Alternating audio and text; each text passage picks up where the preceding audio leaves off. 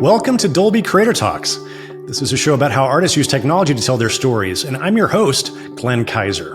Today, we're discussing the music of Hamnet with composer Max Richter. We've been hearing more and more about Richter lately.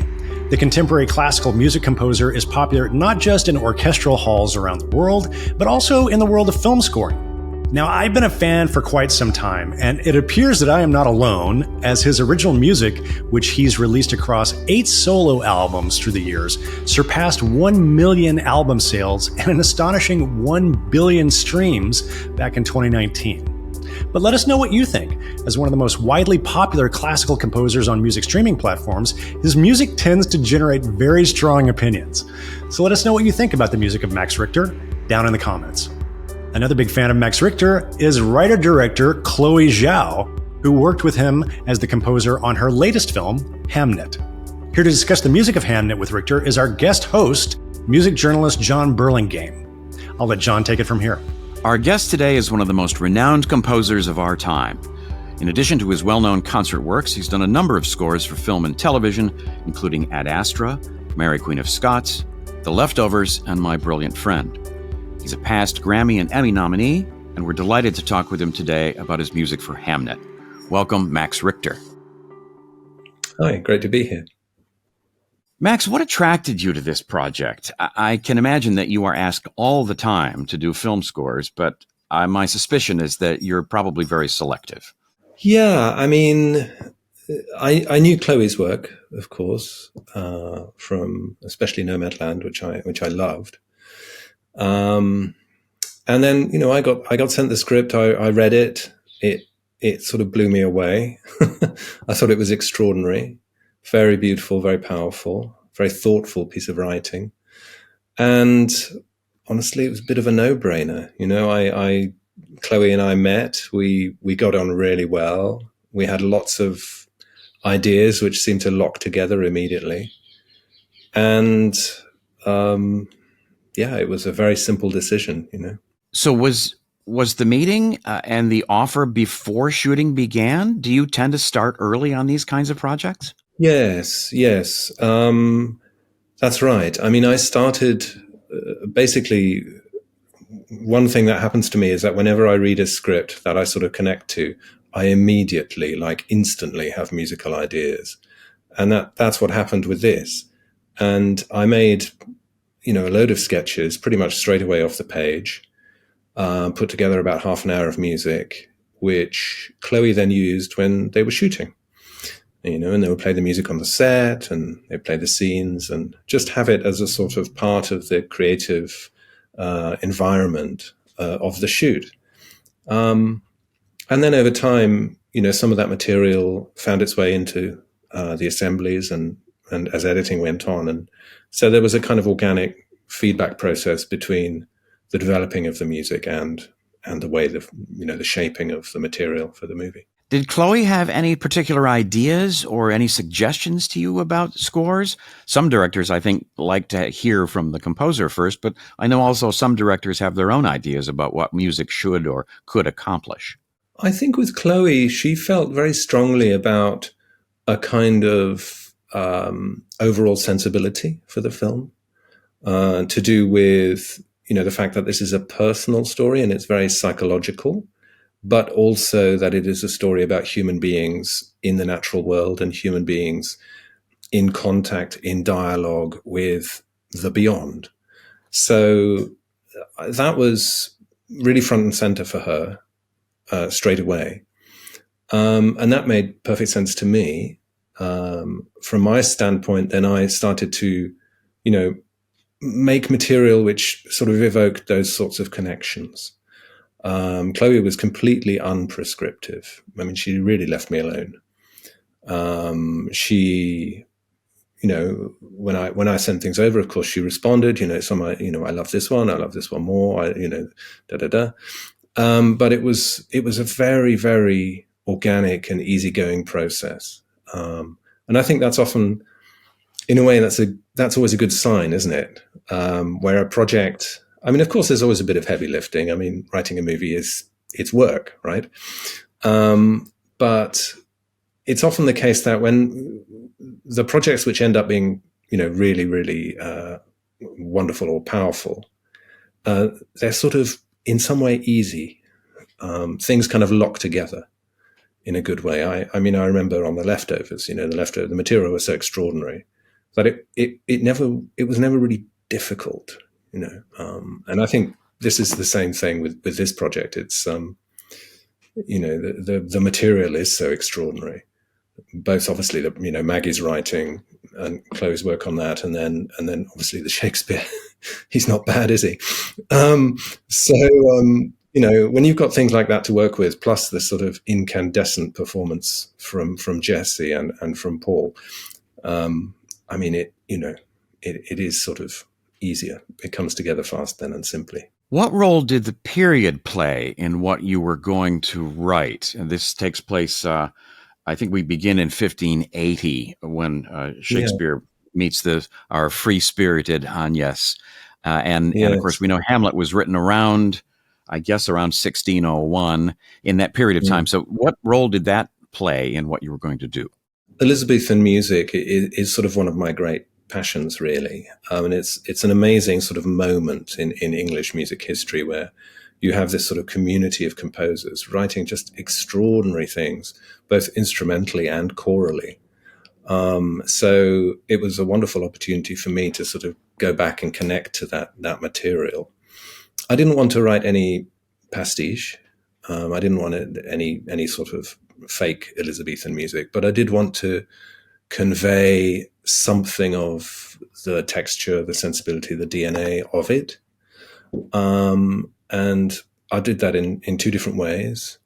First of all, I made a lot of recordings with period instruments from the time, but used them in a sort of textural way. So we made recordings with viols and various bowed instruments, hurdy-gurdy, nickel-harper, these kinds of things, which evoked maybe something of what Chloé called the sort of witchy sensibility of the sort of folkloristic, if you like, not exactly fairy tale, but maybe dark fairy tale sort of quality of the relationship with nature and, the connection between the human beings and nature. And then the other thing I took from Elizabethan music is the kind of principle of choral writing. There's some straightforward choral writing in the film, but really happens a tiny bit here and there.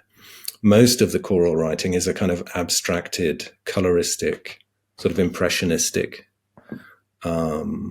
very sort of first person, sort of whispered in your ear kind of choral music. And this is, for me, this is a sort of, the film is about motherhood at one level. Agnes, her relationship with Hamnet and the kids, what that means, Emily's character, also Jesse's loses her mother in the film, and also, Mother Earth. There's this kind of through line of sort of motherhood as a theme and what that means. And I felt like the choral material, women's voices only, was a way to evoke that and have that be present in the film without it having to be said, not too explicitly, in a very transparent way. I think also there's a kind of a lullaby quality to some of the vocal writing.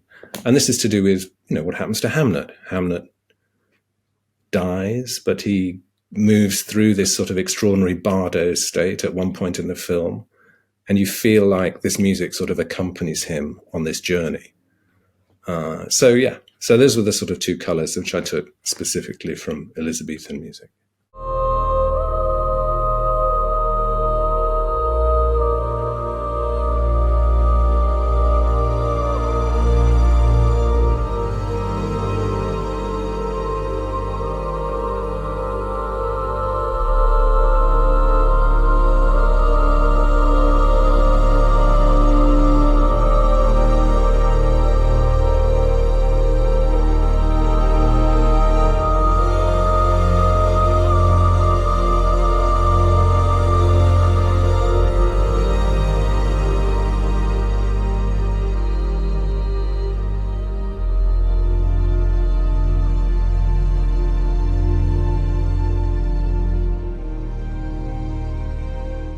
So with regard to the use of the Renaissance instruments, does that mean that you recorded them, but then perhaps processed them or tinkered with them electronically somehow? Yes, exactly. Yes. Yes, that's exactly what I did. I made a load of recordings, and then I shaped those and sculpted them and processed them and turned them in a way to a sort of slightly abstracted, maybe unfamiliar version of themselves.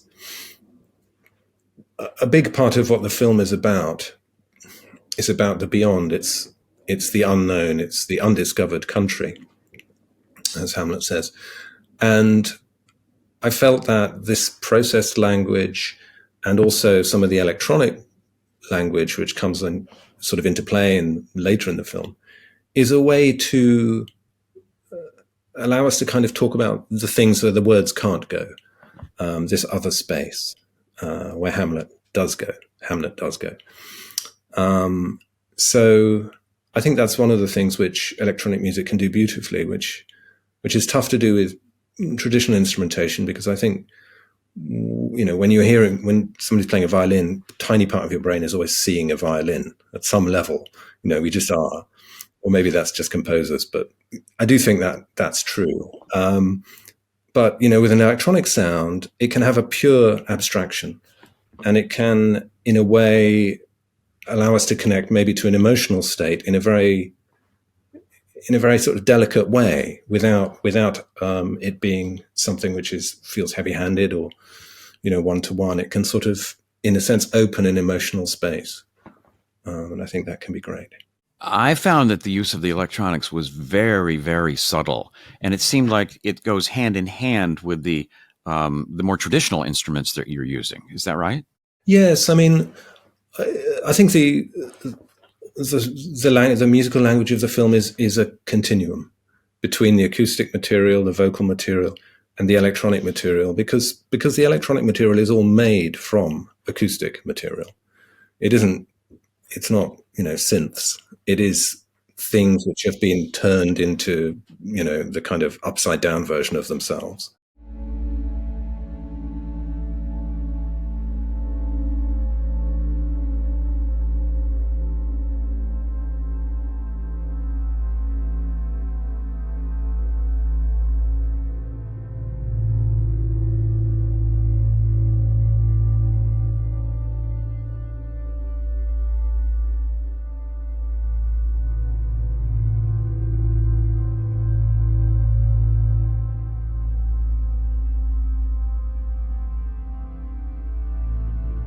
So can you talk a little bit about the use of piano and harp, which I thought were not only great touches, but I just loved hearing them in the score. So the piano and the harp, they happen in a way where you have either Jesse or Will really in a kind of a first-person conversational situation.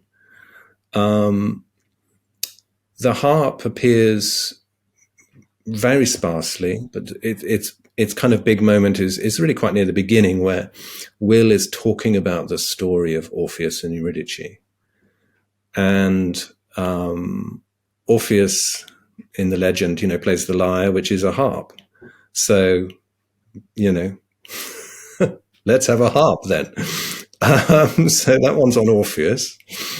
But I liked it because it has a transparency. It has a kind of, because of the way the decay of the tone is, you have a little moment of information, and then you have, in a way, the memory of that information in each harp note. And the piano is similar. You get the start of the note, which is, if you like, this is what it's doing, here's the information, here's the data, and then you get the tail. And actually the tail is sort of what I'm really interested in this film. It's that sort of the thing that tells us something has happened. It's in a microcosm, but I do think we sort of experience it that way. The piano has a sort of memory of itself built into that feature of its sound.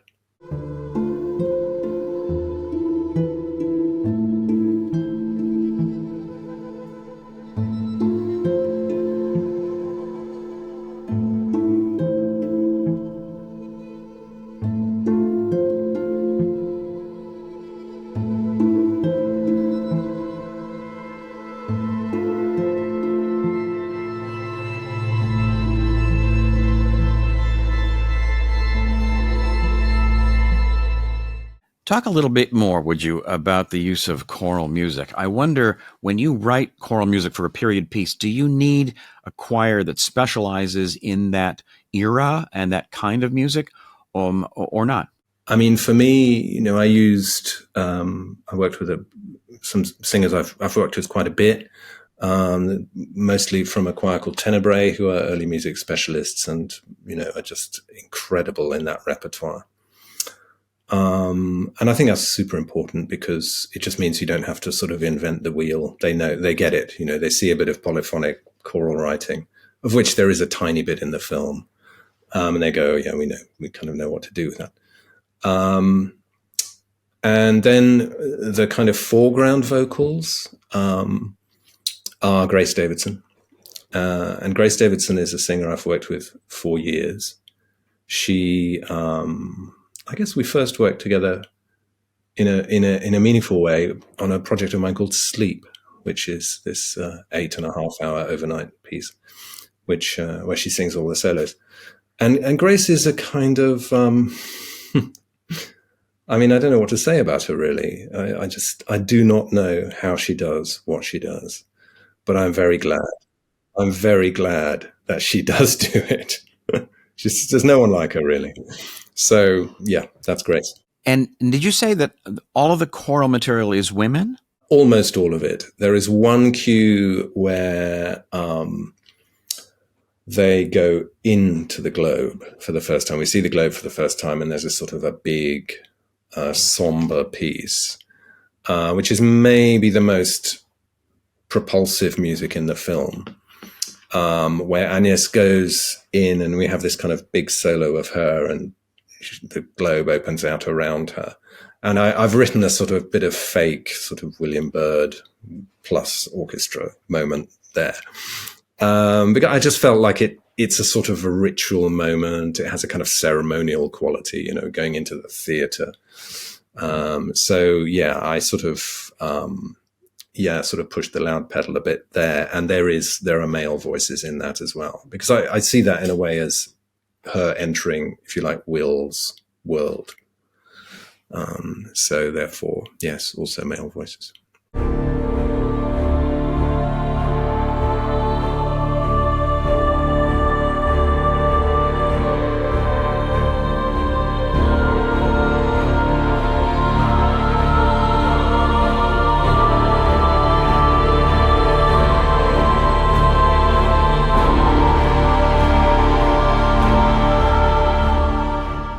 So it sounds like you're not writing themes that are specific to characters, but really larger ideas. Is that right? I think so. With this film, I felt like it's really the psychological architecture that we wanted to kind of support and connect to. I didn't really feel like I wanted a kind of, characters to kind of have their visiting card every time they appear on the sky. I didn't want to do that. Because overall, the material is so strong and it played so powerfully that I didn't feel like it needed any sort of help with the architectural aspect of it, It just sort of flowed so beautifully. So the image I sort of have of the score for Hamnet was of a kind of the music being a kind of amniotic fluid, which kind of holds this, very gently holds this extraordinary thing, which is, the psychology of the story and what the characters are doing, what they go through. I was listening to the album, and now that I'm talking with you, I'm wondering if some of the longer pieces on the album were actually some of your early sketches, your sort of colorful, your sort of, I think you called them color studies. Well, yes, some of them, some of those color studies did turn into cues because they found their way into the early assemblies, and then they just kind of stuck, as they do. And so, yeah, some of those pieces are really right from the very beginning of the writing process. We talked about Jessie Buckley, and I think there isn't a critic who has seen this who does not rave about her extraordinary performance. I'm told that she was especially inspired by your music. Did the two of you meet and talk about any of this? Well, Jessie is. I've known Jessie for a while. She comes to concerts. We're buddies. She's a really obviously accomplished musician herself, a wonderful singer, and has done all kinds of things in that space. But she's passionate about music and really understands it. I mean, I hardly know what to say about her performance in this. I mean, it's mind blowing. It really is. I've never seen anything like it. It's just lights up the screen. It's one of the things that I think has made this movie so special, because she's out of this world in terms of her performance. I did note that one of your most famous pieces, on the nature of daylight, is used in the score. And can you talk about why that was and where it seemed to work best? Yeah, so this has a sort of interesting history, really. So this music wasn't in the film at all. Chloé didn't know the piece. And it sort of, it all comes down to something that happened towards the end of the shoot. Towards the end of the shoot, Chloé found herself dissatisfied with the written ending of the film. The way the film ends on the page is Hamlet dies, black, that's it, we're done. So that whole last sequence isn't on the page. And Chloé and Jessie got talking about this, and Chloé didn't have an answer to the end of the film. So Jessie sent her On the Nature of Daylight. And Chloé listened to it in the car on the way to set 3 days, I think 3 or 4 days before the end of the shoot, and had a kind of epiphany and sort of had a vision of the end of the film.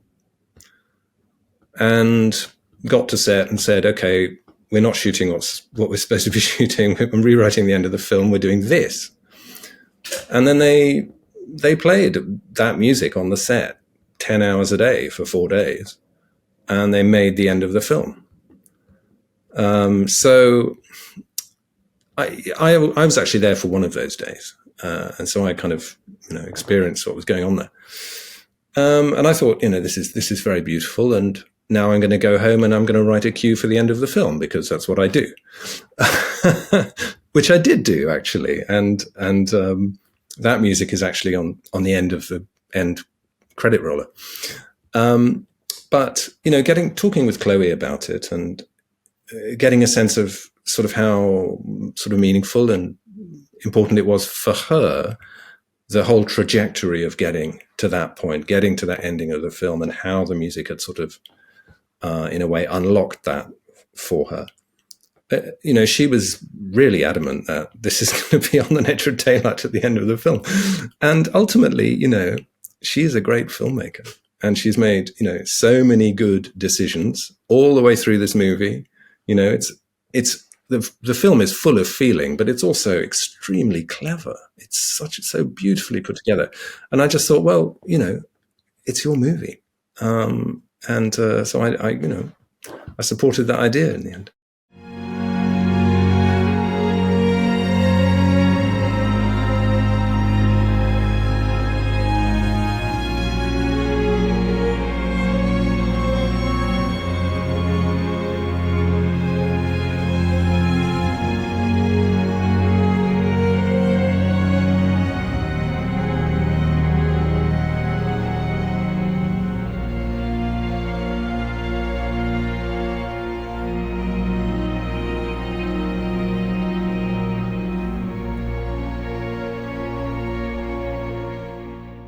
But it's extraordinary, though, that piece inspired the end of the movie that we as filmgoers can see, and right. It's extraordinary. It is. It's a wonderful piece of cinema, isn't it? I mean, the whole last sequence is just, it's magic, really is. Yeah. How long did you spend on the project, all told? I guess a few months on and off. I wrote the original sort of sketches, then they went off and shot the movie for a few months, and then I was sort of dipped in and out here and there, and then the scoring proper I suppose, was a few weeks, I guess, fairly sort of, it was a very nice workflow, very nice experience, great crew and fantastic work. So yeah, it's all fun, isn't it, when it's that good? Well, it's extraordinary to talk with you about this. May I ask if you have any other films on the horizon at this point, or if you're returning to the concert hall for a while? I don't have anything at the moment. I'm working on, I've just done a violin concerto. I'm working on a cello concerto. My life is quite sort of diverse compositionally. So, I'm making records and doing other things. But yeah, I mean, I do love doing movies when I get the chance and when the right ones come along. It's always a pleasure. Although I have to say, when I finished this, I was thinking, well, is this kind of like, how do I sort of, move on from this? Because it was just so incredible. You have the feeling, is this the best it's ever going to get?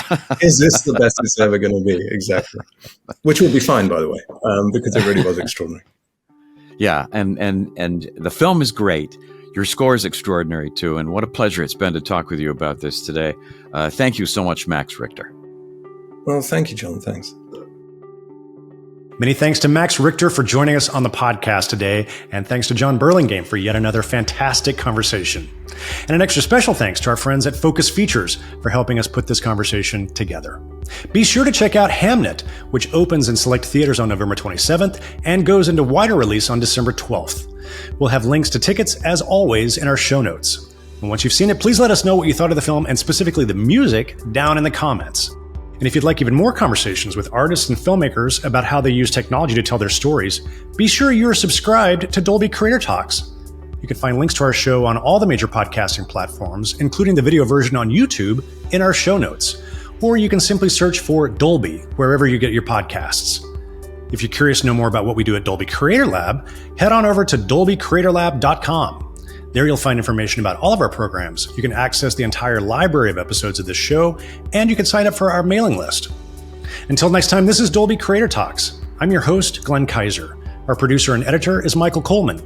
Our executive producers are Amanda Schneider and Jack Ferry, with additional editing by Matt Nixon. And our production coordinator is Karen Kahn.